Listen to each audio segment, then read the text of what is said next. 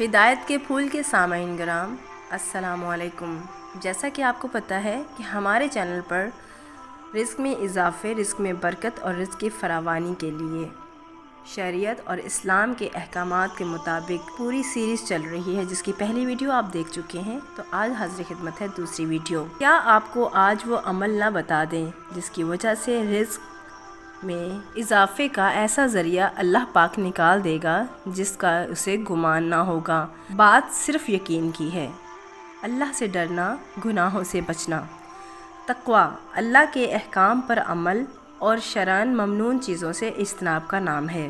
تقوی ان امور میں سے ایک ہے جس سے رزق میں برکت ہوتی ہے۔ اللہ تعالیٰ فرماتے ہیں، جو اللہ سے ڈرے گا اللہ اس کے لیے راہ نکال دے گا اور اس کو وہاں سے رزق دے گا جہاں سے اس کو گمان بھی نہ ہوگا۔ سورۃ طلاق آیت نمبر 2 اور 3۔ دوسری جگہ اللہ تعالیٰ کا ارشاد ہے، اور اگر بستیوں کے لوگ ایمان لاتے اور تقوی اختیار کرتے تو ہم آسمان و زمین کی برکتوں کے دروازے ان پر کھول دیتے، لیکن انہوں نے جھٹلایا، اس لیے ہم نے ان کی کمائی کی پاداش میں ان کو پکڑ لیا۔ سورہ اعراف 96۔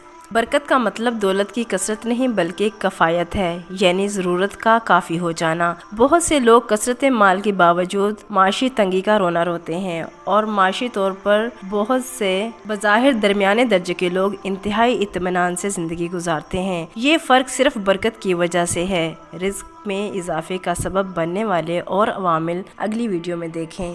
بہت شکریہ۔